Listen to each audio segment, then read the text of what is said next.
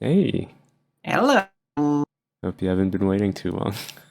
No, I just got here. Do you Yeah, do you know where we are right now? yeah, Do you, yeah. It's good old McDonald's. I saw the oh, sign coming in. what gave it away? The giant piano in the middle of the eating hall. No, it's the logos and everything. I There's don't think just I there's don't just think it's common to see a giant piano in McDonald's. yeah. I don't know what's up with that. This is, by the way, this was taken in Hiroshima. This I don't even know. Like if you It survived the do bombs. if if you do ever go to Hiroshima on vacation in Japan and go to McDonald's, I hope you like pay attention and try to find the um the giant piano. Yeah, I want it Hiroshima still there. McDonald's big piano. Anyways, yeah, we're here. Maxi Hamburger and Percival Fine in the That's me house. in the Wook house. Uh, why are we still here? Just to record, just to talk about Jump. Yeah, What issue are we it's on this week I would anyway? I would say it's oh yeah, 2023 number 10. Hmm. Um we had a very, I would say, busy week last week, Yeah, yeah, lots and lots of stuff. and this week is way more relaxed, and Because two of the Jump biggest seems series are to, on hiatus. yeah, well, in both ways. I was about to say Jump is doing exactly the same thing as us, just taking it easy and not giving us Yeah. One Piece, not giving us My Hero Academia. Um, the author of My Hero Academia, Kohei He's here in the Horikoshi, he's McDonald's. no, he's not doing very well. Oh, that's sad. Hope he gets I well wish soon. him all of the McDonald's. The protein will do his shoulders well. Mm-hmm. What about the salt and fat? Yeah, that's good. I've eaten almost an entire year of McDonald's, and Mm-hmm. I've never been skinnier. You're the healthiest you've ever been. You've seen that Yes, super movie? size me. Yeah, where the guy eats McDonald's every day and gets super fat. Have Yeah. you seen the I think it was just a book, not a movie. Another guy saw that and was like, I bet I could do that in reverse. Mm. And he ate You McDonald's keep every telling me day. about it because you're like, that's you. Yeah, yeah, it's very much like you because he would go and he would specifically not supersize it. He would drink water instead of soda, and Just he like lost me. weight. Yeah, proving I that mean, it's not the food, it's the sugar. It's not the fatty, salty food. It's all the sugar in the drinks. yeah. So life hack: just don't drink cola. Don't eat the fries. Only eat fries like once a month. But Oh, fries are if you so just good eat, though. if I know. And sometimes, do they have the curly fries at American McDonald's? No, you have to go to Arby's for curly fries. Okay, because sometimes they do have the curly fries in our McDonald's, and uh, I love it. I The can't resist Alpine them. McDonald's. Yeah, they're so good. And but if you don't eat fries, and if you only eat burgers, or if you Hmm. only eat chicken McNuggets, then you won't gain that much weight, Oh, I did read a or thing probably none at all. about chicken McNuggets though. Is there's They're this the girl healthiest, who just no protein. no they got breading too, but there's this girl who I think she was autistic because she would only eat chicken McNuggets. Like literally, that was the only solid food she would consume. Mm. And she got like some horrible malnutrition and like osteoporosis at like a really Oh young no! age. Because it turns out that there's a lot of like I think I'll have to look it up to be really correct, but I think some meat like beef, you can eat Hmm. only beef and be fine. But other Yeah, just like meats me. like chicken and I think specifically rabbit because it was something that they told Yeah, the old Western Venezuelan. explorers. I didn't know about Venezuela. I was thinking about like in the Wild West, some people just like they would hunt and trap rabbits, and they'd be like, "Oh, this is so good. I'm not going to eat anything else." And then they would get malnutrition from it because certain meats they just lack nutrients in them. Huh. And if Interesting. so you need to like have a bit of variety in your diet to be really healthy. And You chicken is think? one of those things that doesn't have all the nutrients. If you eat only chicken, you'll eventually But get sick and die. chicken is always supposed to be a healthy thing Yeah, to yeah, yeah. eat. Like But if you want to bulk up and stuff, I think eat chicken all those breast people who and are like, broccoli. yeah, chicken breast and broccoli, because broccoli contains all of the nutrients that chicken doesn't have. I So see. if you only eat chicken, you'll get sick. Pro tip for all of you out there. It makes sense that the animal with the hollow bones would give you the hollow bone disease. Yeah, that's right. They're just passing on. You are what you eat, after all. True. The osteoporosis is just your body trying to become like chickens. You are what you eat. That's why I am Maxi Hamburger, the hamburger. Mm-hmm. That's why I. You Never know, mind. sometimes I think about like, have I told the story before? What if it's a tangent. What if we clone mammoths I think we have eat talked them? about this before. Well, I always think bring this up. I want to eat a mammoth. Well, I've definitely told you before about some Russian archaeologists who found a mammoth frozen in the permafrost. Yeah. And they tons of them. They definitely cut a steak out of that and tried it. I mean, it's been frozen. It's still good, right? Probably freezer burned by now from the Ice Age. But that means they have the genetic material to just like put that in the elephant and make. But also think about like a mammoth pop out of the elephant, and then we can eat the mammoth. Because think about like dinosaurs, like birds are descended from dinosaurs, right? Yeah. Yeah, you know how you get like a turkey leg at the Ren Fair? Yeah. Yeah.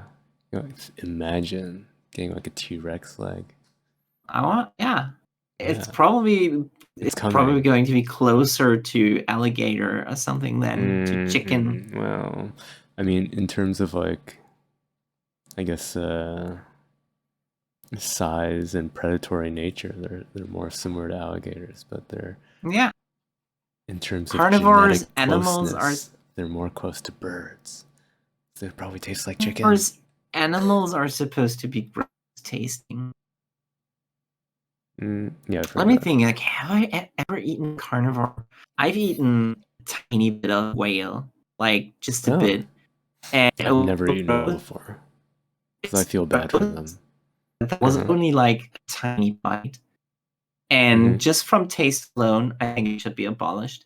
So gross. Yeah, why is it a thing still? Because like I've seen stuff about like what is it, like Eskimos in Japan, and I think Iceland still eat whales, and like no one else does. I think the only people in Japan who do it out of some kind of almost religious sense of nationalism. Nobody who's normal eats whale or dolphin. I've never even seen it in the supermarket, so you'd have to go to you have to go to like a specialty place. Yeah, I would not eat whale. I like whales.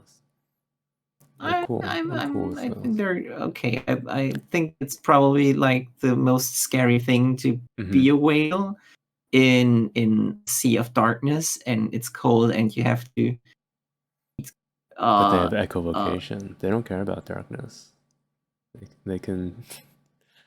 The worst is they will never experience the joys of eating a hamburger. You don't know that. Next time they sell hamburgers at SeaWorld, and it's actually at. You mean like somebody's dropping a hamburger? Yeah, it's really close to the killer whale tank.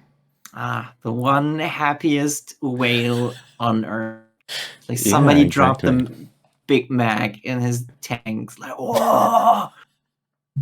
That's right. I've never been so happy. That's a true way to make wealth happy. Actually, there's also a story, a news story I saw about this guy who was making pizzas from a houseboat, and he was just like going up and down the coast, and Huh? like, because people Oh, like go out on their boats just to hang out on a okay. boat, and Yeah. this guy would just like pull up next to them and be like, "Hey, you guys want a pizza?" and Oh, sell pizzas to other people on boats. that's my dream. It was such a I good would do it business. with Like, burgers, but not if pizza. he went to a place that like whale watching, could give the Throwing the whales a pizza in. pizza. Yeah, Yeah.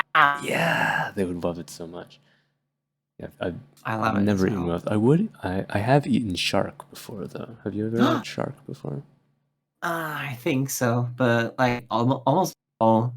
Mm-hmm. If you fry it or whatever, fish, kind of like white fish, always tastes Uh-huh. the same. Yeah, whitefish is like all very similar. I've never liked some of them though, because some of them have different textures that are just not good. But yeah, shark is like not terribly different than like swordfish. Yeah. Yeah, Yeah. It's okay. yeah. Whatever. We're on a very romantic Valentine's date in McDonald's with a big piano where I'm going to like slam a very romantic tune on. And Okay, yeah, we you've wanted to learned talk piano about from PPPP. we wanted to talk about Weekly Shonen Jump as we always do because we kind of want to talk about that all the time. As we do And anyway, so yeah, we do that anyway, so that's why we're recording it. This week starts with Witch Watch. yeah. Look at that cover with the very pointy snow moi. It's this week is specifically getting the cover art of the whole magazine because one, it's their second anniversary, and two, it's the collaboration chapter with Dance. Although, hey, is it okay Not to really call it collaboration collaboration? since it's Because the it's the same same author. author.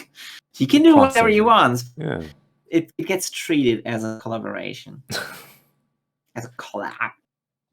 With Two himself. properties are shaking hands, like in Predator. And then you zoom out and it's the same guy shaking hands with himself.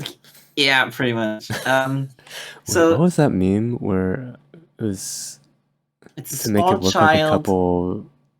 a couple's feet together, like they're gonna kiss. And it zooms out and it's just one person holding shoes. I see. So in the chapter, what's her name? Onizuka from Sketch Dance.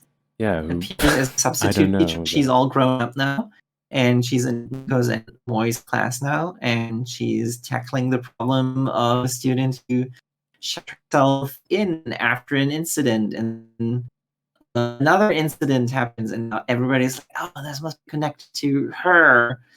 And then Onizuka calls the other dude from Sketch Dance who always wore the stupid hat with the who I also don't know anything about. At least the color spread is pretty nice. Yeah, I would say this chapter seems to be balancing the line between Sketch Dance fan service and trying to not alienate everybody who's unfamiliar with this 50-year-old series. Like me. And me. I mean, I flipped through the pages when it was in Jump. I never read it because back then I was like, this art is so basic and normal. I don't want to read it. And now he's good at drawing. He got really good at drawing over the last 50 years.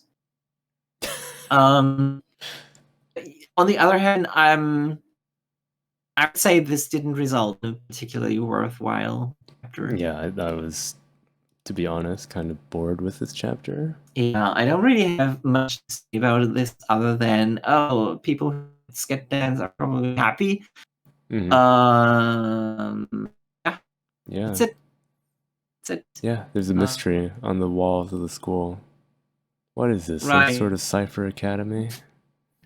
Yeah, I was kind of expecting this to turn more into a Cipher Academy collaboration than a Sketch Dance collaboration. Anyways, The night is still young. No, In probably which not. I would say this is an unrepresentatively bad chapter for Witch Watch, so I'm only giving it 56 points. Sad. Normally, I would give it more, but I'm biased towards it. So I agree. I was not enthused about it because also the subplot about the one girl like not showing up anymore. I'm like, it's one of those things where was all Nico's and Moi's fault for making the maid cafe where they are floating and going through the wall. Yeah, it's one of those things where it shows it's going viral and people are like, what is this? It can't be magic. She must be standing on the train. That's so unsanitary, and then got flamed online. Nobody would believe that it's magic, so that's why she got a lot of online hate. Yeah. That reminds me, did I show you? No, you what's currently going on in Japan? No. The conveyor belt sushis are probably about to go extinct because there was one stupid TikTok child. I say child, he's 17. He already is eligible for the death penalty. I would That's say what's going to bring back the death penalty in Japan. This guy away. destroying the conveyor belt sushi industry. No, that's the beauty of it. It never went away. Oh, really? Yeah. So there is this 17-year-old kid who goes into a conveyor belt sushi place, and not only is he like being unsanitary, he's being so deliberate with it. He's sucking on the soy sauce dispenser. He's so grabbing a bunch of cups and licking on all around the rim of it, and then he's sticking his finger in his mouth and getting good goop of spit and putting it on the sushi that's driving by. Yeah, just the description is making me gag. There was something similar over here, like a few years ago, with some. I think it was TikTok related as well. Probably TikTok is the root of all trend where encouraging teenagers to like go out to grocery stores and open stuff up and stick their finger in it or lick the lids of stuff.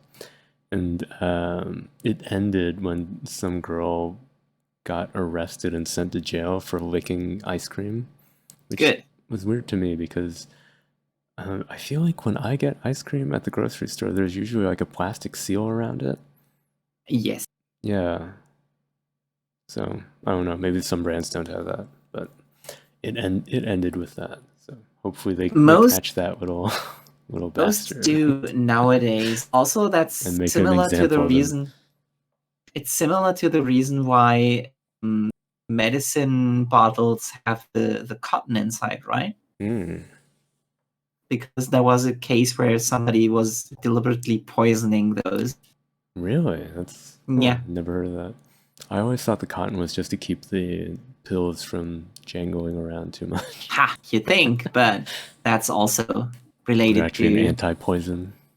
Yeah. Wow, I never knew.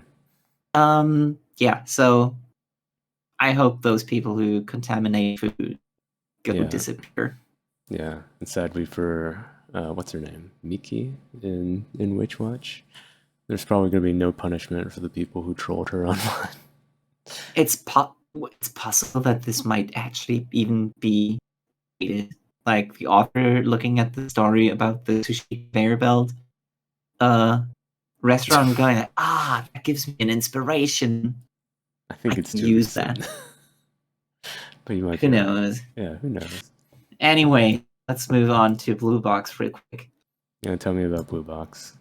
So this is in this chapter, Taiki runs into Yumika again and is surprised that she not only doesn't have a proper reason for stopping playing basketball, she still plays. She also realizes that she still plays because he has this moment where he's like, it's probably one of those moments where she got injured and she didn't want to tell anybody, so she pretended that she just stopped basketball and everybody to hate her because she didn't want them to feel sorry for her. And then she left the high school team and was like out here literally dunking on an elementary student. I find that relatable. If I play an online game and I'm way too high, I want to play against the noobs again, just to feel alive again. Like the Modern Warfare 2 streamers. I don't know if you remember that. I do remember that. Yeah. I knew you were going to bring that up. I can't dunk on those people because I feel the same. I can't stream this game anymore. No, I just dunk on randos. We're ranked. I just want to have fun. Taiki's like you're such a high skill level and you just gave up. That's such a waste. And then Yumika slaps him. Ouch. And that's the chapter. I think both Taiki and Yumika have a point because in the situation it's really hard to tell how good Yumika actually got before she stopped. So I think it would be really good if the whole situation was told from her perspective and not from Taiki looking at it as if it was just an element to prop him up as the good and determined sports protagonist. I want the raw despair of someone who has wasted her youth on basketball and who gets crushed on this one game where they staked it all on, and I can leads to her not being able to stream the game unless she's able to dunk on noobs. I can kind of understand how she would feel if she's on top of her game and everybody's like, "You're the best, you're so good," and then she has this one game where she loses, and I mean, who knows? Maybe it was even everybody else's fault. She was super good, and everybody was dragging her down.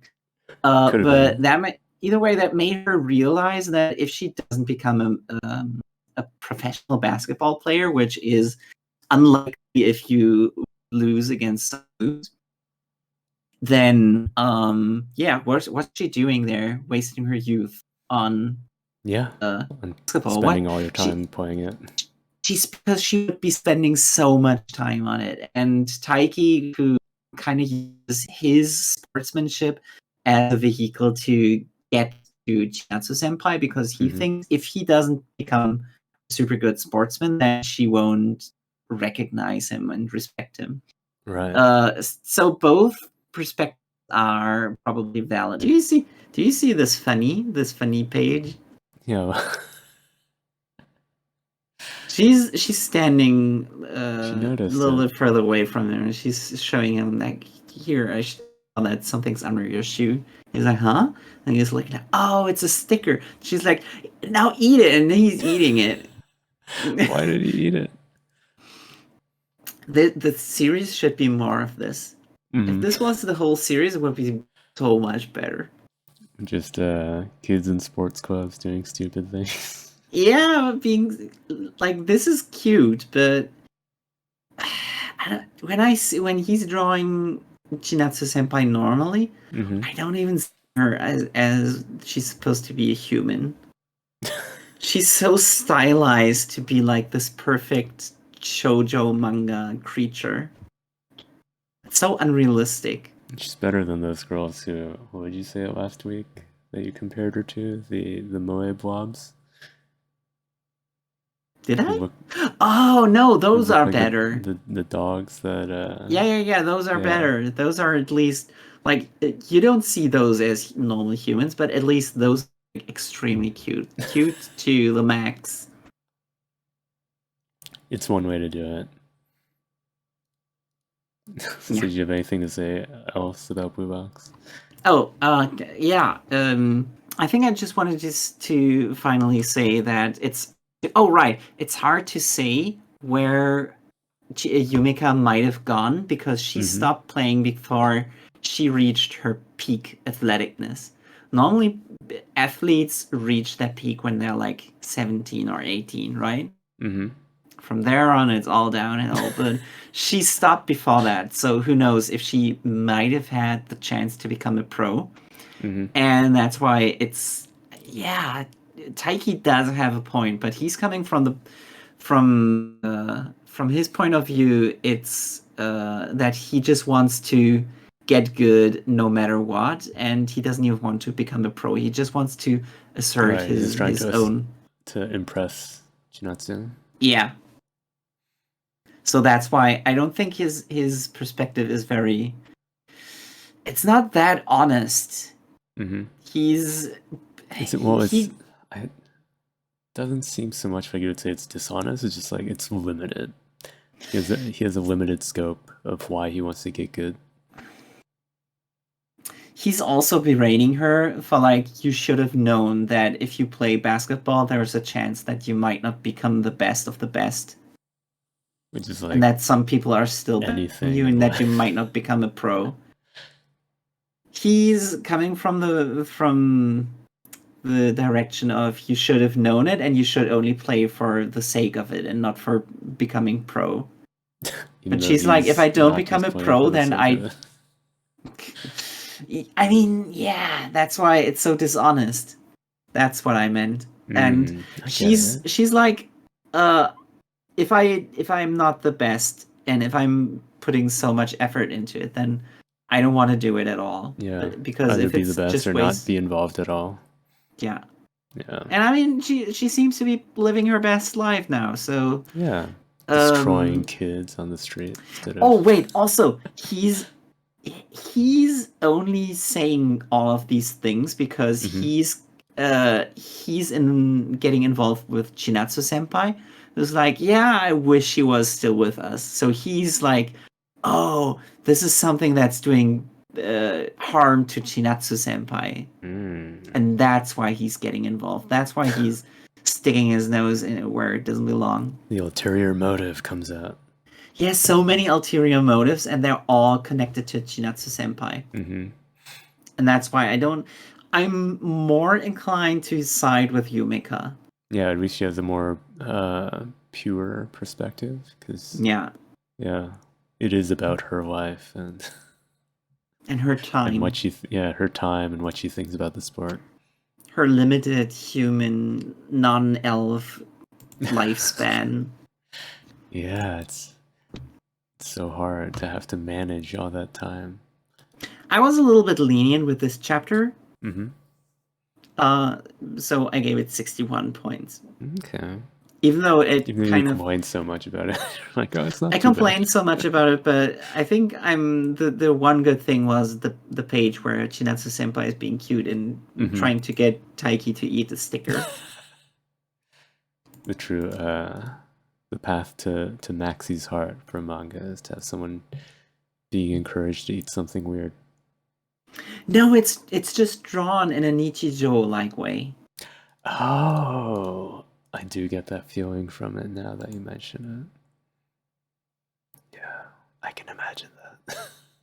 Such a good page. This should be the only page you'll ever read of Blue Box. And I'm so merged. That's just her pointing, like, eat it. Yep. Anyways, we can move on to Roboco real quick, right? Yeah. What do you think of Roboco? Speaking of Nichijou, this did remind me of a Nichijou. Yeah. So this chapter is when Bondo and friends are playing Jenga, and they have just reached the point where they almost have the perfect Jenga tower. You know, where it's only one block per level per you know.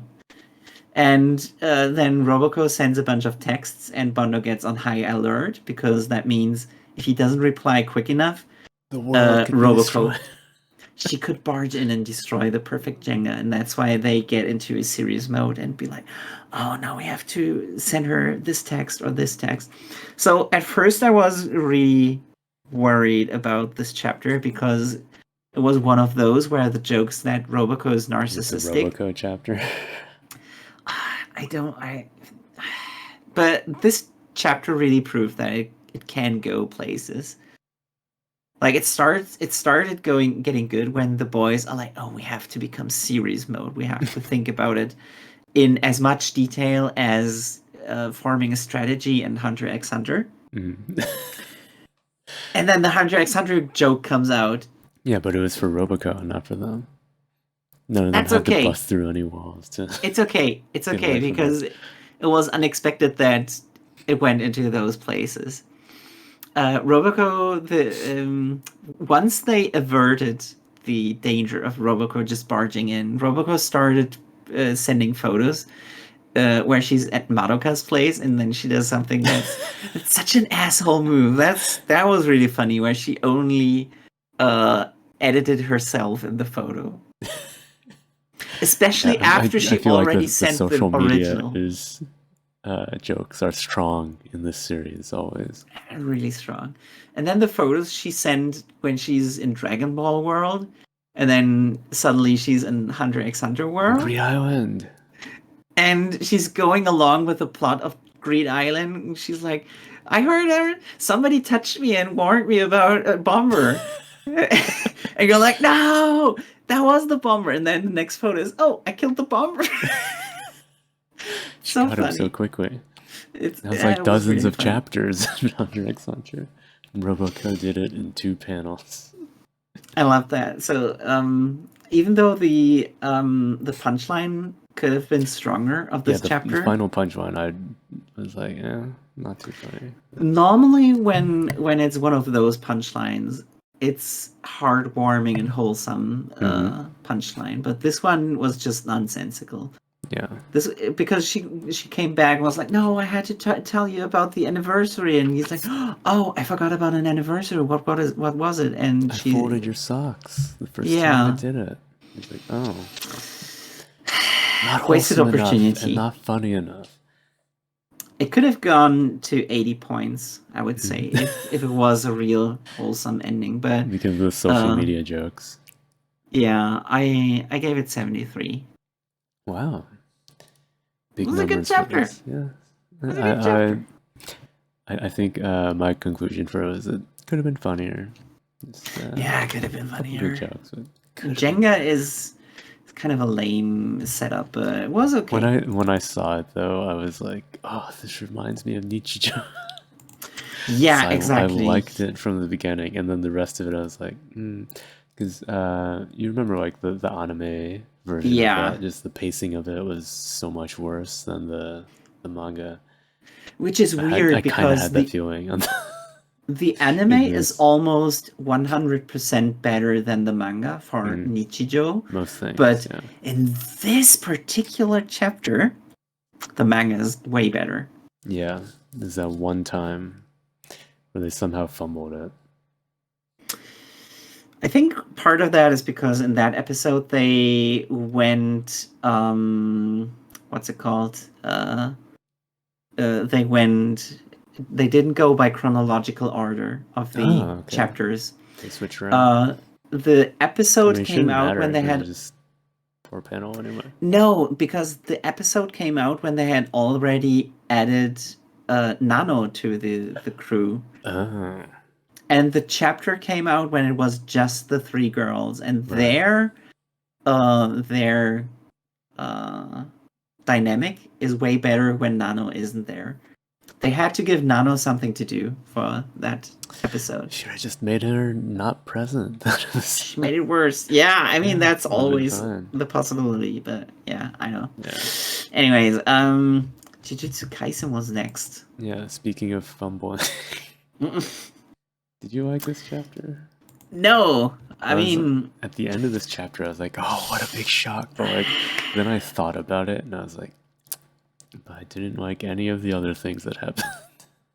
This chapter 212, the ripening part 2, is when they summoned Tsumiki, Fushiguro's sister, into the culling game, but that it's not just really her. Made its spirit take control of her.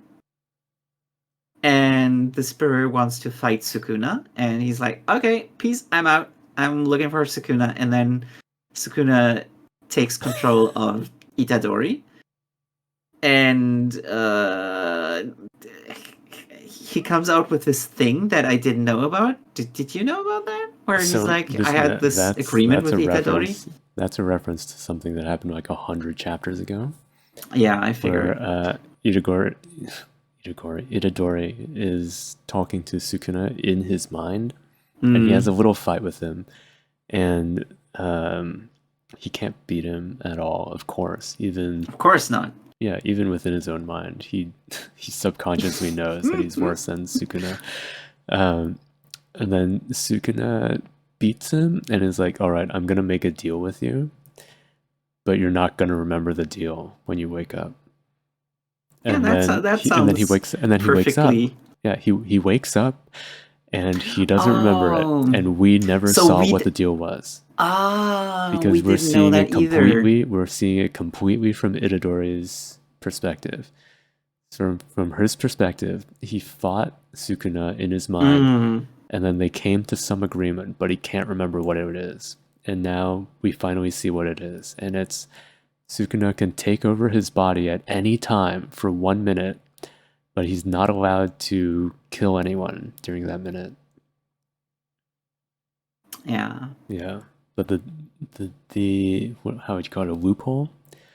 He has a loophole, which is that he is able to hurt Itadori himself. How's that a loophole? What was the good of him doing that? I think that was just to mess with Fushiguro. No, it's the method by which he transfers himself to Fushiguro, because Itadori got possessed by Sukuna in the first place by eating his fingers. Yeah. So Sukuna then gets clever and he's like, "Oh, if I'm possessing Itadori, then his body is my body. So if I break off one of his fingers, that is my finger, and if I feed that to someone else, that means I can possess them." Wait, he fed his finger to Fushiguro? Yeah. I didn't get that at all. You didn't get it? No, it wasn't drawn that way. Okay, so there's a panel where he's like grabbing Fushiguro by the jaw. Wait, I'm going back. Yeah, I'm checking. It happens so fast. God, let me check. I'm going to pause his finger out and download the image. No, you totally can see that. Yeah, it happens really quickly. Because I feel like most other things, if they did this, they would have a zoom in on the finger. Yeah. And they don't do it here because I'm going to take screenshots really fast. So just pause for a moment. Yeah, so look at this picture. So early in the fight, he turns Itadori's finger a different color and then rips it off. That's supposed to show Sukuna is turning one of his fingers into a Sukuna finger. And then in this panel, like down here, then it's so quick. I feel like any other not dark anymore. Any other artist would like have a close up of the finger going into his mouth. Yeah. Because this requires you to remember both that Itadori got possessed by Sukuna via finger, which I think most readers can remember, but also to remember that a few pages ago he ripped off his finger. But look, he turns Itadori's finger into a stinky finger. Yeah, and then he feeds it to Fushiguro. You can tell it's a stinky finger because it's colored differently. Yeah. But then when he's feeding it to Fushiguro, where's the stinky finger? Don't even see it. He's hiding in his hand, I guess. It's weird. See, that's why I didn't get it. Yeah. And how do you like the face that Fushiguro makes when he gets... I hate it. Don't want to see this. It's so the main character shouldn't get this kind of distortion. Yeah. This is undignified. It's very gross. It doesn't really matter if I got how he did it. Mm-hmm. I just didn't think it was. I don't like the rhythm of the series right now. No, I don't like how every chapter is like they introduce something And it's like, whoa, how crazy is that? And then the next chapter, immediately they either forget it or they move on to something different. It's even crazier. Yeah, like before they had the thing where they're like, oh, we're saving soldiers because maybe we can team up with soldiers. And then the next chapter, it's like hours later and they're not with the soldiers at all. And then they get Tsumiki and it's like, okay, then we're going to do something with Tsumiki. There's something going on. And then she just leaves. She becomes a different person and leaves. Oh, and did you recognize the name that she said she was? Yorozu? Yeah. Have we heard of that person before? Probably not. Yorozu means literally means many things. Okay. Do you remember? Have you read Gintama? A little bit. His job title is, I think, Jack of all trades or something like that, right? He's taking on any kind of job. And to the Japanese word for that is Yorozuya. Ah. And ya is like right, like store. a store person, yeah. But you can, if you're a person who does something, then you're also something ya. So like a killer is a koroshiya. So Yorozuya is like many everything. Things, yeah. He does everything. And this person calls himself Yorozu. So, so I don't know. It could be doesn't a person, tell me a lot. Or it could be like a bunch of different spirits, maybe. I think that's just his name. Because there was another thing that Fushiguro mentioned. Was it Fushiguro? Anyway, someone mentioned that that Tsumiki being possessed by Yorozu is the same as Choso. And I was like... And that also confused me because I thought that Choso is like... That was his actual original body. Because they made the whole deal about how him and his brothers were created by the former... what's his name? Noritoshi Kamo. Hitler. Yeah, when he was being controlled by... Hitler. Yeah, Hitler. To be cursed spirits born from a living human. So I was confused. Like, why would they have to possess someone else's body? That's weird. Was it ever... Like why would they classify Choso as the same as Yorozu in Tsumiki? Was it ever explained that if a normal person who's... I don't even know, the awakened type? That's how Fushiguro... If a normal person who's not an awakened sorcerer goes into the culling game, do they immediately get possessed by somebody from the past? Because we know that Reggie and the electric guy and he was a grandpa, but he just grabbed this gender ambiguous person in new bodies. Yeah, some characters like clearly. I feel like it never got explained that this is the mechanic that if you are not a sorcerer, then you, as a normal person, get immediately possessed. Because like then it's and also it's unclear. Why isn't Fushiguro's sister also a sorcerer? Why would they grab the whole point of getting her into the culling game? I assumed was that she is a sorcerer. Yeah, but she's not. Why did they do with it? What's the point? I don't get it. Because I'm trying to remember.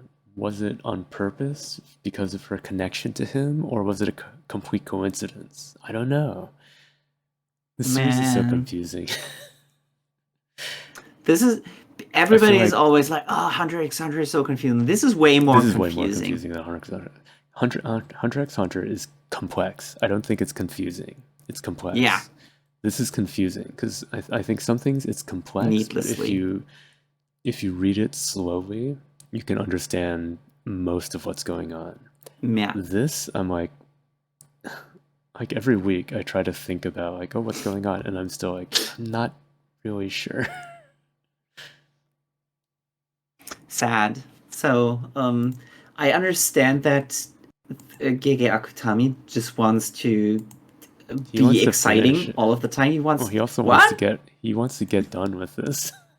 Oh yeah, I guess. I thought the thing is he wants it to be exciting, where people are like, "Wow, I didn't see this coming. That was so interesting." But if you think about it, it's kind of like not a good plot progression.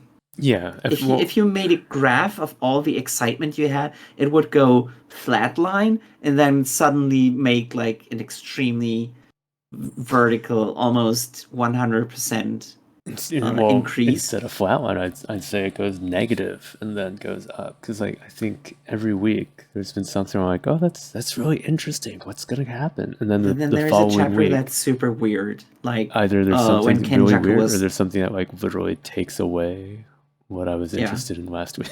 Kenjaku negotiating with the presidents and stuff. That was negative, probably. Yeah, it happens so often. They're just like, let's look at something different after getting you excited last time. Anyways, I gave it 63 points. Maybe it's too much.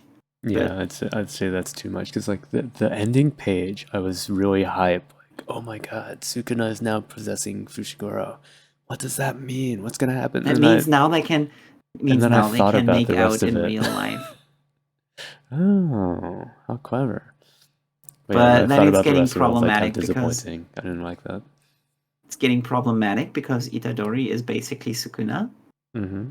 So them doing something with each other, that's foreboding. The antis will come for you. But then now that he's possessing Fushiguro, who is kind of like his sworn brother, Yeah, that makes it extra foreboding. Fujos will be here. Jujutsu Kaisen is cancelled now, is what I'm saying. What else? Sakamoto Days, maybe? Sakamoto Days. That's not cancelled yet. Yeah, not yet. Nothing weird happening in this chapter. So in this chapter, Sakamoto, Shin, and Amane return from the JCC, and Amane has to learn how the regular world outside of the school works because he grew up there. Yeah, he claims reason. to be really good at blending in, but he's not. And then they meanwhile, needed to do an entire chapter that's just Amane like trying to blend into the normal world, and not missed opportunity. I dislike Amane as a character, and the way he's reacting to the normal world is really stupid. He's just being an asshole. Yeah. He should know these things if they teach you how the outside world works. Also, him being this is a completely new character trait of his, right? Yeah, not knowing about the outside world. But how can the JCC be this different that you wouldn't know, like, how things work? It shouldn't be. I thought the vending machine gag was pretty funny. I would have accepted it if he was like, "Oops, sorry, that was kind of a bad habit." Not him being like, "What is a vending machine? I don't know." You have to shoot at vending machines. It's the only way to get stuff out of them.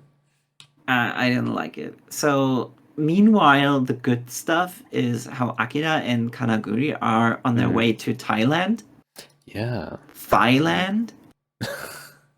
All the thighs are very sexy. And the way because they train kickboxing so much, right? Yeah, right. I really like their relationship now.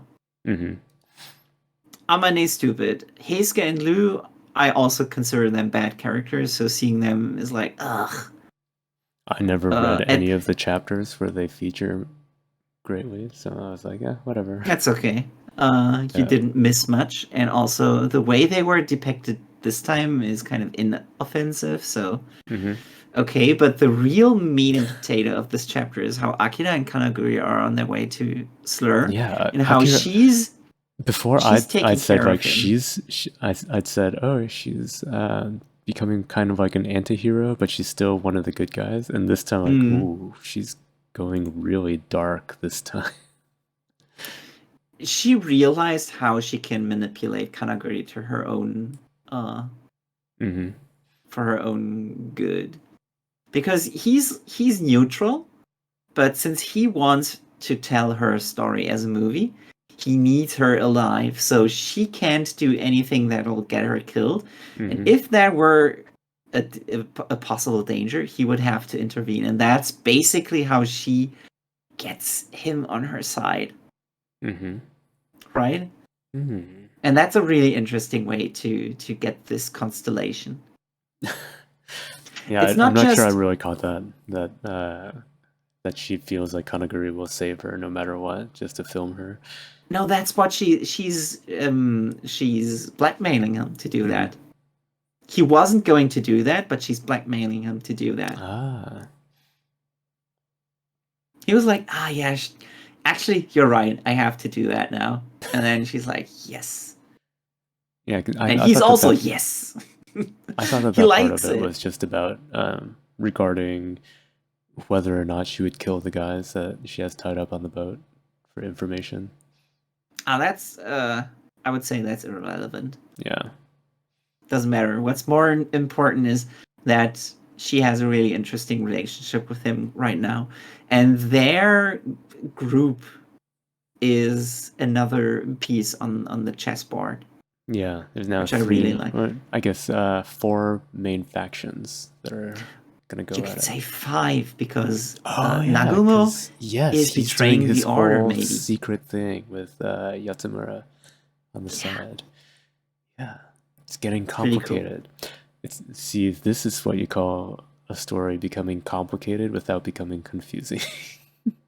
Yes. Because I am like, oh yeah, I can understand where everyone is. The only way to make it better is if Kanaguri also had stand powers.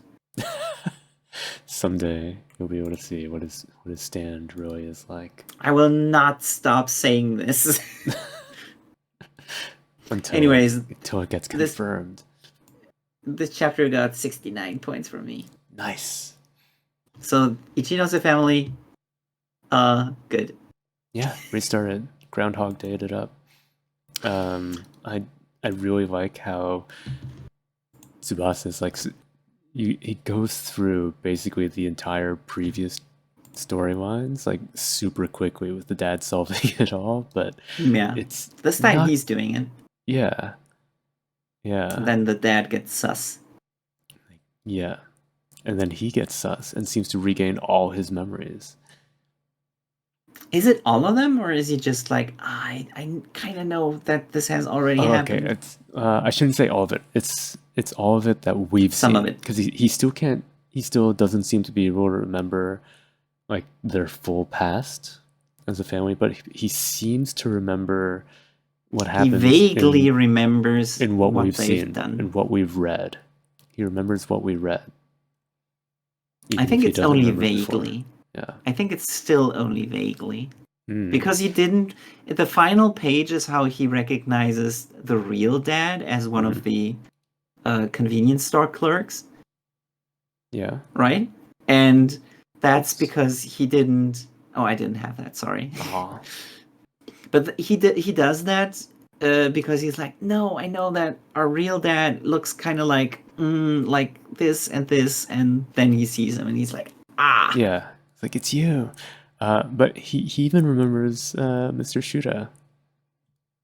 Oh, that's true. Shiori. So he's got maybe he does remember everything. His former memories. Yeah. Yeah, his memories of the last New Game Plus, at least. Even if it's not everything. But yeah, all I gotta say is plot is moving forward. It's good. It's Groundhog Day, and it's not confusing. It's not complex. It's just what will happen next. Yeah, it's just mysterious. It's great. Big recommendation as always for the Ichinose family's Deadly Sins. This is my favorite chapter of the whole issue this week. Yeah, it's good stuff. I'm really enjoying this series every week now. Yeah, one of my favorites. Hey, so Akane-banashi, it had late a 80s, pretty early 90s aesthetic. Yeah, and the effect of her line art being this blurry, that's pretty original. No, it's 3D glasses effect. You got a pair of those? The red on one side, blue on the other side? Right. Come on, let's look at 3D Akane. So in this chapter, Akane explained to Master Urara that learning a new Rakugo story is like making it a friend who you might treat differently over time. Mm-hmm. So it's okay for her to tell the story her own way. Got to change the way you behave alongside it. Eventually, it will change. And the example she's bringing, I actually kind of enjoyed how her relationship with Jumbo is a relationship of adversity and awkwardness and like mutual. Is it respect when you like think that we were both cringe in the past and let's just not talk about it? What's the feeling? I don't know. I don't know if you'd say respect. They both recognize it for themselves, I guess. Technically, Jumbo is always in the wrong. So Akane. No, Akane was in the wrong for the date. But she was that's the one in the present. being cringe then. Yeah. No, but that's in the present. So she gets to do that now. Also, if she wanted it, she could like, put out. That's why she's in the wrong, or that's why he's in the wrong. That's in her. Wait, what's the word? She's allowed to do that. Prerogative. She's allowed to do that. He's bullied her. She gets to do it. But this is going completely against what I've complained about recently, where I was like, if she's going to Master Urara to learn this story specifically from her, because she's the gatekeeper who gets to tell the Rakugo story, fetching tea, then why would that be the lesson to take away from this? Why would she be like, oh, and now I've realized that I have to tell the story in my own way? I guess I can kind of see it in Urara being like, okay, try it the way I do it, and no, you suck at that. And then the lesson is just do it your way. Where if she didn't have it directly, then maybe she would have just kept trying to do it the Urara way. I just think it's going against the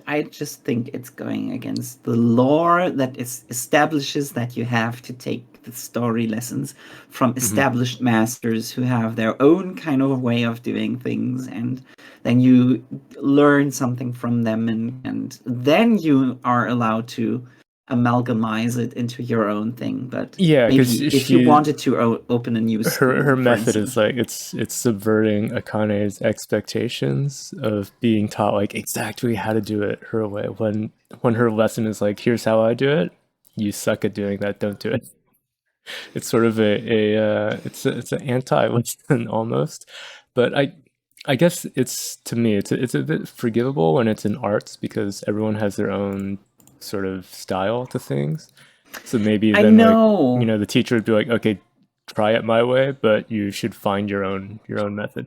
I did kind of dislike in here how Urara, she kind of switches it by saying that, oh, Akane is actually what does she say that? She says nothing suits her better than this story, when before she had directly said like, oh, this doesn't suit you at all, that's why I picked it for you. It's like, which is it? Come on. That's my problem. Is it extremely rigid, or is it liberal? Is Akane supposed to do it perfectly like Urara, or is she supposed to do it her own way? That's exactly the She's same obviously problem. supposed to do it her way, and Urara was like getting her over to like show her own way, and then see if Akane fails at that, and then be like, oh, that's what I thought. This is just you don't suit the story my method, but if it suits you in your method, which I guess is kind of meaningless. It's meaningless because this is ludonarrative dissonance again. Yeah. The story tells you things. When Akane is going on a fun adventure, but then brutally murders 100 people on the way. Yeah. That's the equivalent. They're telling her to do the puzzle the correct way, and then she kind of goes out of bounds and just clips through the walls, and it's like, ta-da, I did it. And then the God, that story was the pretends perfect as if she way. solved. Then the story pretends, the cutscene afterwards pretends that she did it normally, like it Right. plays as if she solved the problem, the puzzle. And No. In this case, it would be as if the story it progresses and says, "Oh, actually, clipping out of bounds was what we expected you to do." Yeah, I guess. But you know what I mean, right? Yeah, And that's it why. just doesn't seem to match what happened. That's why I didn't like this chapter. I only gave it 54 points. Said it's okay. Just okay. Yeah. Yeah. Well, okay it's is right, kind of a bad. It's mid. It's almost bad. Yeah. When I say okay, I mean didn't like this. But there was something I like is this line of hers at the end. The story's taking on a new life. She says that her fetching tea has only just begun. Finally, Akane-banashi is getting cancelled. Final The chapter. last chapter. Sorry that you had to hear it here first. Sorry that you had to find out this way. Anyways, Something yeah, that's not getting cancelled. Elusive Samurai is coming up next, and this chapter. This chapter is like, we complained just now about the Jujutsu Kaisen pacing. This is exactly the same. Yeah. So with Miura's betrayal from last chapter, where he got persuaded to switch sides by again, Yasui, the uncle. Tadayoshi and the Ashikara forces have to retreat, and due to these kind of circumstances, they mention that they have the prisoner Moriyoshi Shinno, who is apparently the son of the Emperor. We never heard of him before. We've never heard of him before. They just bring this guy out now. They're like, suddenly, oh, by the way, this guy is a son of the Emperor, and we're really worried about him because he might take Tokiyuki's side. Yeah, but look at the panel. Look at that. All that stuff that happened off screen. That looks like it happened at some point in the story, and I have no recollection never saw of this. Is this really? Did he draw this in the style of a flashback to make it seem like he told the story, or are we just forgetting it? I think it's just the Ashikaga talking about it. It's not like, you remember this. It's they are remembering this, is how I take it. Because I really don't like that they introduce this guy and they're like, they big him up so much, like, oh, he could be so important. And then he gets killed, assassinated by Fuchinobu. Yeah. Who also is like, he's kind of a nobody, right? The guy who actually stabs him. It's just a servile minion of the bad guys, and what's his name? Moriyoshi is almost convincing him to not do it. Yeah, just by saying, because I thought if on you the kill previous me page, I thought that was him making a play to like not get killed and get these guys on his side. Yeah, because also he proves that he's strong because he's unarmed, but he blocks the first strike. Right, with his teeth. Yeah, he just bites the sword and stops it that way. And he's like, yeah, I know I can't win because there's 9 of you, but you know that if you kill me, then it's not going to be good for your side. And then they just kill him anyway. And just do it anyway. Yeah, I thought this was the introduction to a character who was going to be a big player, but actually it's like, we're killing off a guy who had the potential to be a big player. The only explanation I have for this is that it's historical fact that this happened, and the author kind of forgot to put this in anywhere, and was like, shit, I forgot about this whole issue. Gotta mention it, yeah. Anyways, but it was done in too fast of a way. Too Fast, Too Furious. Yeah. I mean, it was okay. I gave it was fine. Let's say it was fine. 65 points from me. Because it he's was alright. interesting how they have this prisoner who's actually kind of cool, and then he gets killed right The away. thing is that I'm not gonna praise it for having like a cool prisoner who just instantly dies in the same chapter, because it's just, it feels like a waste. I would have wanted there to be more more going on, right? They could have done so much with them, they don't. I would say in a different artist, if this was the work of a different artist, then maybe this would have happened. But considering that this artist can only draw like 2 types of characters, well, 3 types of characters. And then the weird gonk characters. Yeah, that's the 3rd type. Can only draw Shota, can only draw weird dude who's like the caretaker of the Shota, who goes into loot mode all of the time. Like Naruto was exactly the same, but he was for a girl who also can be classified as a Shota because she was very boyish. And Koro Sensei is basically that as well. And then the 3rd category is like all of the the 3rd category is all of the weird looking nobody dudes who are unattractive and lame, and I would say if this was a different artist's work, then Moriyoshi would have looked really cool, and then he would have actually made room in the story to present him before he got offed. Yeah, so next we have Fabricant 100. Yeah. The fight, the battle begins.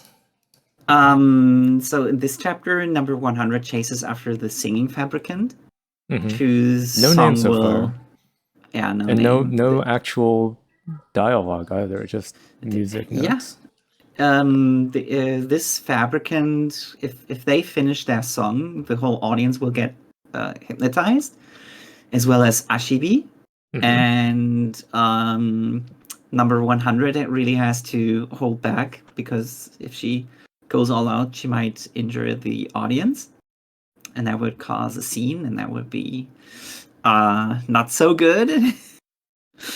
And then she realizes, there's no beef around here today to make a meat grappling. Yeah, that was a bad thing she did last time. But yeah, she realizes she can just make her own noise, and that will disrupt the song. And it was such a simple chapter. Nothing really exciting happened, but at the same time, I feel like this is something that we really need right now. Everything is trying to be so confusing, and things are getting just a straightforward battle scene. It's fun. Yeah, and also look at the cross hatching here. This looks really good. I know. I like it every time this artist does a lot of cross hatchings. Like the shading looks nice when that happens. Because like otherwise, I think the style is pretty basic.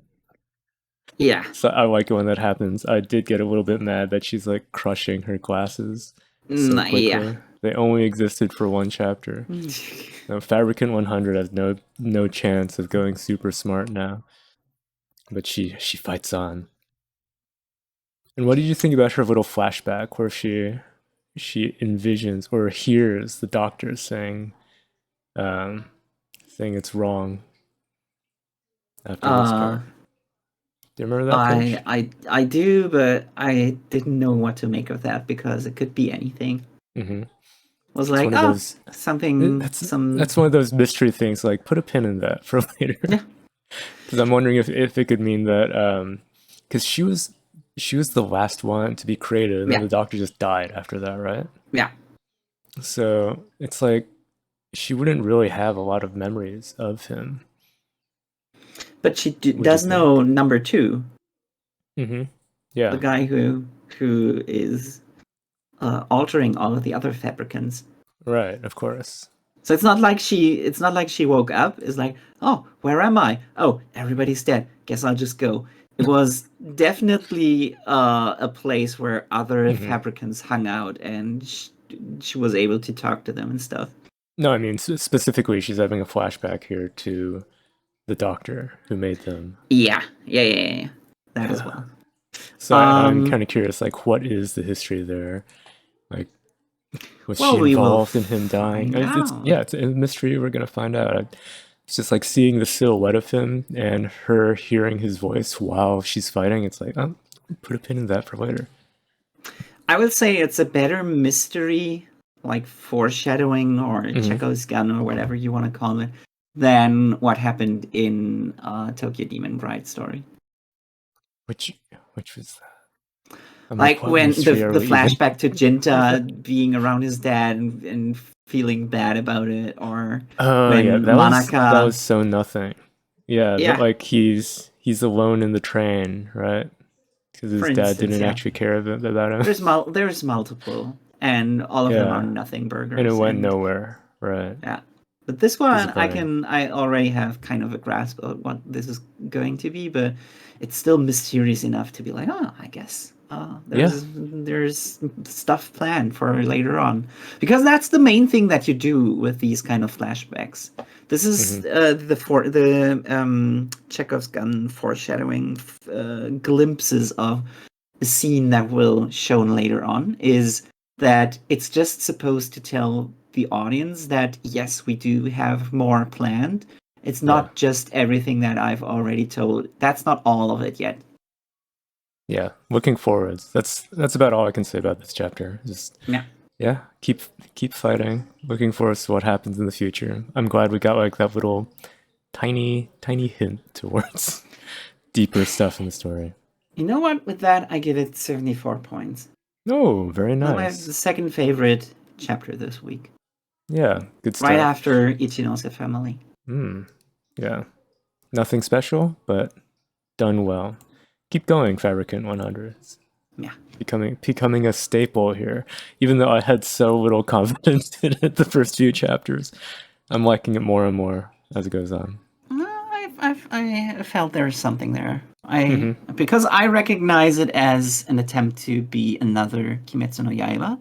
Yeah, you're right. And all of the signs point to it attempting to be that. Yeah, we'll have to see how well it's animated when it gets an adaptation.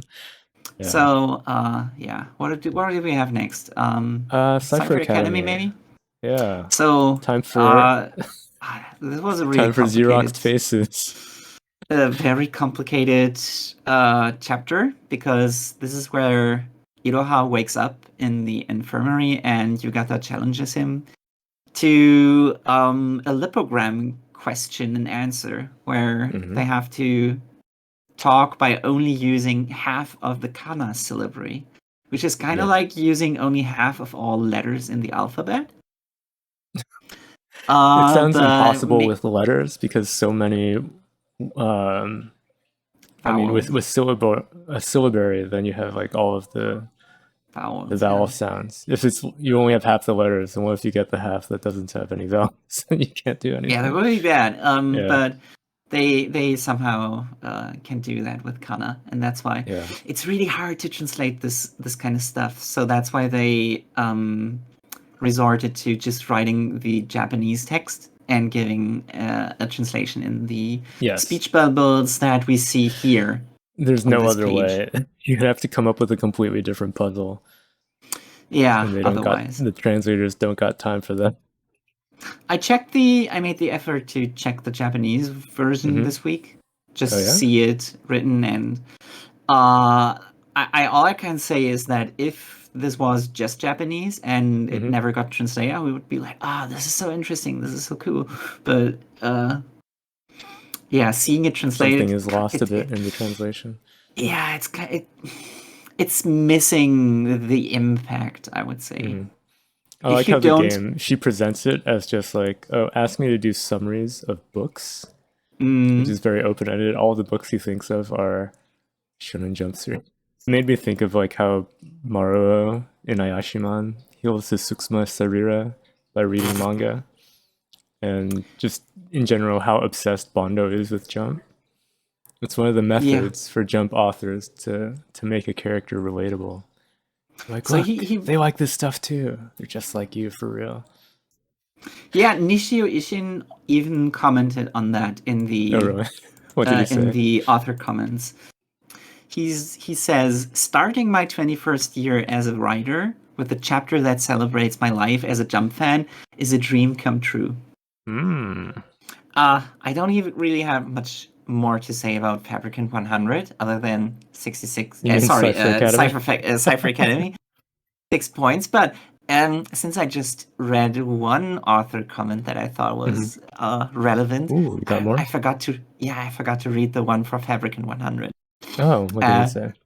The author said, I went to my friend's wedding. It was my first time seeing people in a while, and it made me very nervous how big humans are.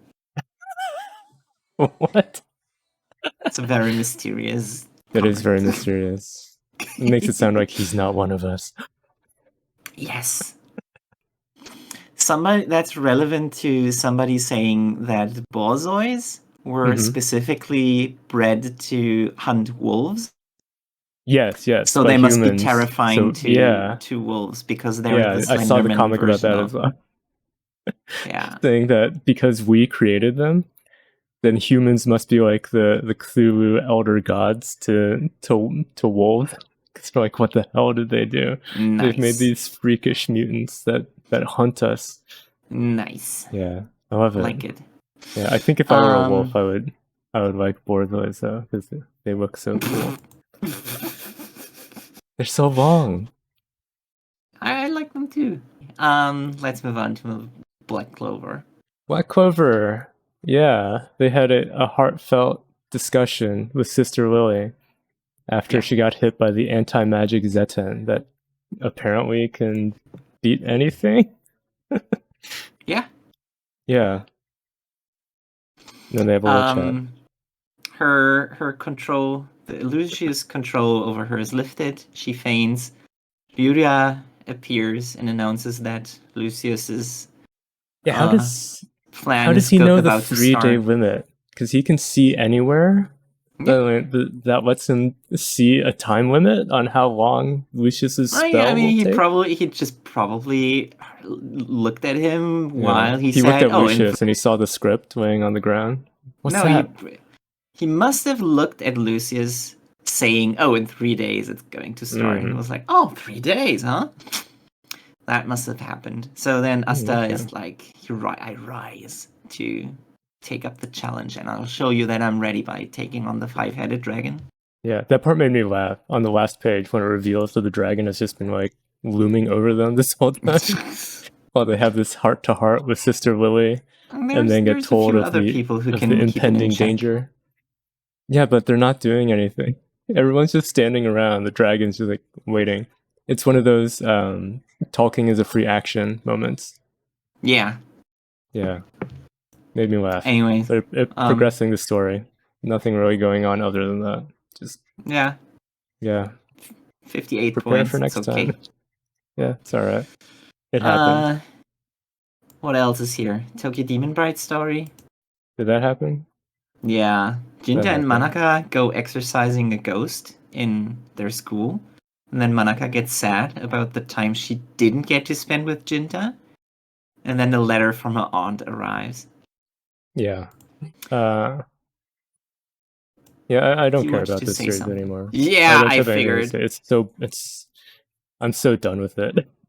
The one part I liked was when Monica says, I learned about human high schools from watching anime. And I'm like, she's just like me for real. Other than that, I'm like, I don't care about this story. If only we had more of that before. We're in, 20 chapters now? 21? Yeah. This should have happened way earlier because Jinta is still going to school, right? So this is the first time we see him actually in school. It reminds me of Akane-banashi, just like completely skipping the school aspect. The most important aspect. Yeah, missed opportunity. And we should have more of that. There's currently a series running on Jump Plus that's called Ghostbuster Osamu. Mm-hmm. The Japanese title is a little bit different, but it's about a Fujoshi girl who is exorcising other Fujoshi spirits, like people who've passed on with regrets. I remember you telling me about this. It's really good, and that series is all about basically what happened in this chapter of Tokyo Demon Bride story, where she finds some it's like lost a staple soul in supernatural stuff in Japanese media, right? And The that just school ghost. Well, yeah. And Yeah. this chapter of Tokyo Demon Bride story just shows how much worse it is than something that's not even in the Right. Olympics of manga. It's just on the Doing something that sidelines. everyone does, but doing it not as good. It's That's not what doing you it want. so You want to show poorly. yourself doing what other people do, but doing it better. They don't do that here.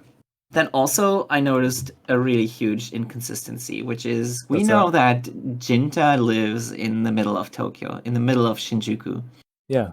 And I think we've seen him on his way to school on a bike. Right, and now he's riding a train. And now apparently they went to specifically his own school, and they have to return by train. What a mystery. And also they did this at night, but the trains aren't running at night in Tokyo, unless it's still like, I think the last one is 0:30. But that's the ultimate. And that train is so packed. It would be so extremely packed in the middle of Tokyo. It'd be the opposite of this.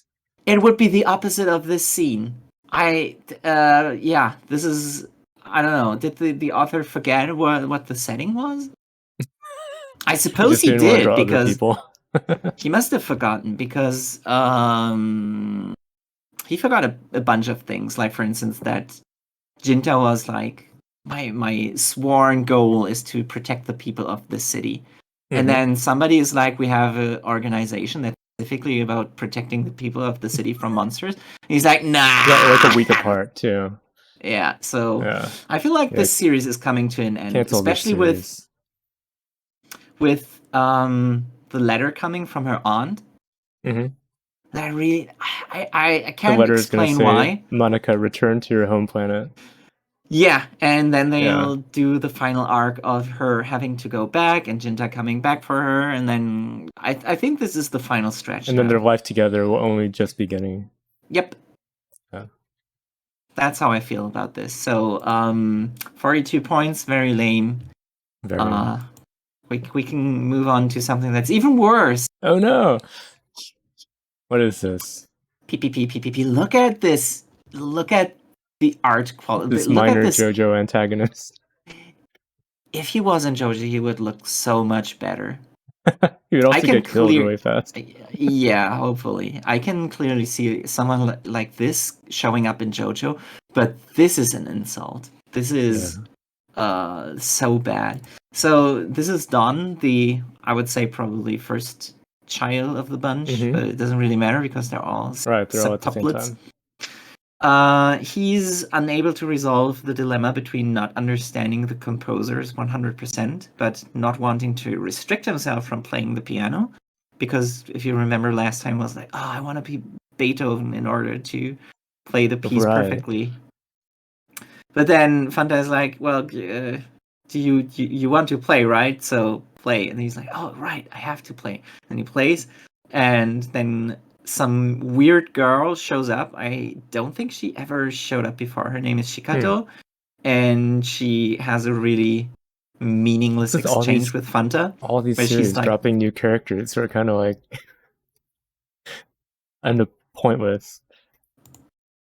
Yeah.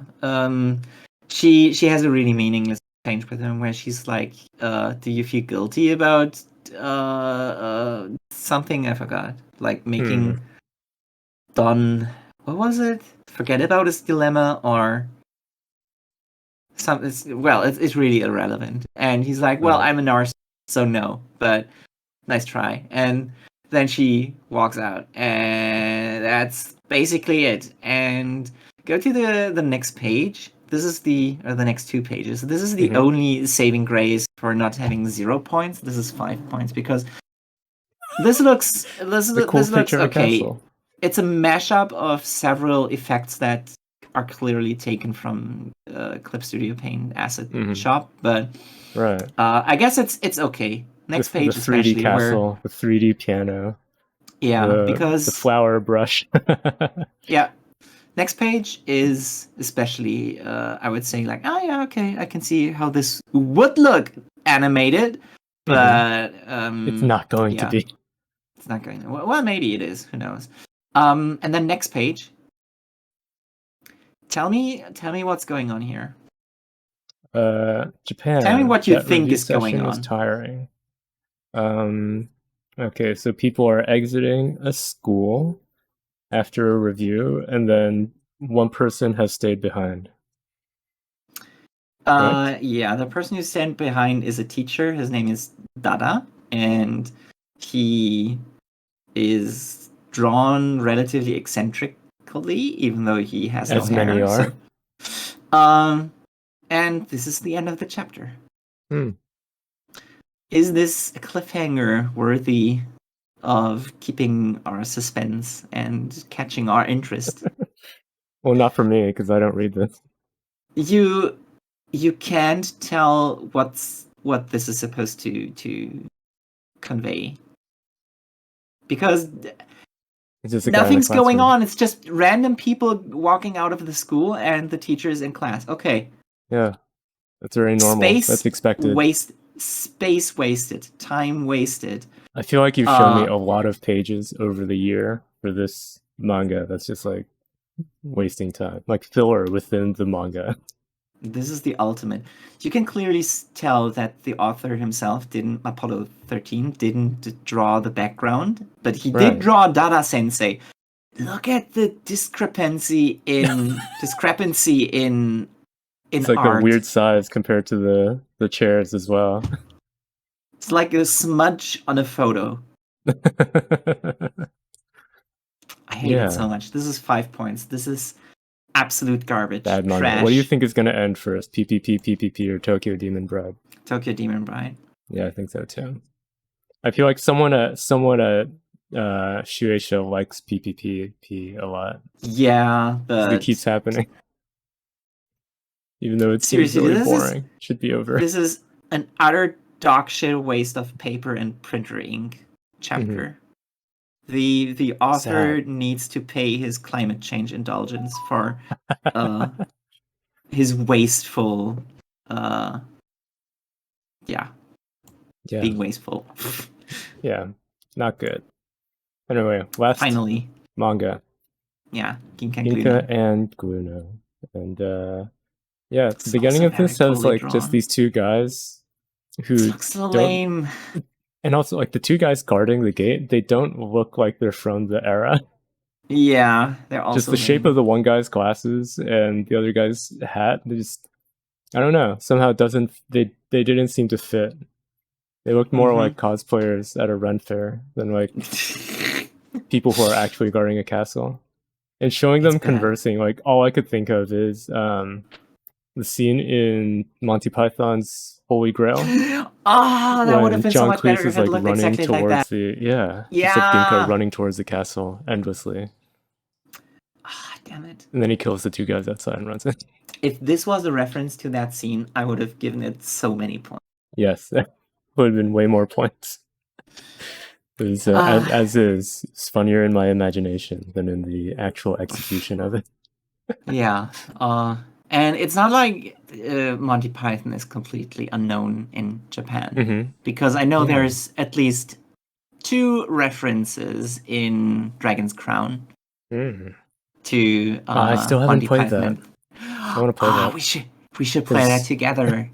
We'll stream it someday. Anyway, yes, because it's much more fun with multiple people. But either way, that's something that's way better than Ginka Glüna right now, because Ginka and the boy from Kaina village, we don't even know what it is. Storm Nosferatu's castle, where they quickly get trapped in a cage. And then Nosferatu appears and he feigns ignorance and he Ginka does them. Nothing. Ginka does nothing. Really stupid. He just stands there. Like, come on, you're a master magician. Do something. He's going like, well, you should be worried about your friends, even though I'm not evil, but you should be worried about your friends. And I wouldn't be worried about my friends. I would be worried about your own to appear in the meanwhile. Even when he's pretending to be nice, he's being sus. He's so sus. And he has no reason to pretend to be nice here either, because he knows that Ginka knows, and he trapped him. Yeah. It would be different if if there was still some kind of doubt about if Nosferatu really is innocent or not, because There's no doubt. This whole story arc has all of the elements of like, well, maybe he's not evil after all, and we have to prove that he's innocent. And But he is. I mean, anyway, so the two lackeys show up and they destroy some flowers that got mentioned by some old guy who's like, oh my dead My wife wife planted these, and she never got to see them bloom because it takes them And decades to bloom. I don't lame care kind of about flower. this NPC. This is some dude who you talk to in like a nameless guy on a bridge or something. He's like, "Oh, my dead wife," and then you walk away and you never think about him again. Exactly. And you're supposed to feel the bad sort of about thing that in a modern game they wouldn't even have a person. It would just be a note because they can't even be bothered to like have someone voice it. That's the level of side story that is. But yeah, they have a whole thing where they talk to him, and then we have to feel sad because the flowers get destroyed by these guys. Well, these siblings, a brother and sister, and are they? I don't even care. Yeah, they said they're brother and sister, and I don't know why they're destroying the flowers to make they just do to be like, oh, they're bad. Yeah, and now Glüna and what's his face? I don't even remember this guy's name. I don't like him. Doesn't matter. Oh, you mean anyway. Locke? Yeah, Locke. The one that the headmaster gave them to replace Anemone and Beretta. Also doesn't have a name. Yeah. I had high hopes for this series before. It's kind of going downhill. It's becoming Shonen schlock right now. If we were to compare it to Kimetsu no Yaiba, like when this would like be with everything we do.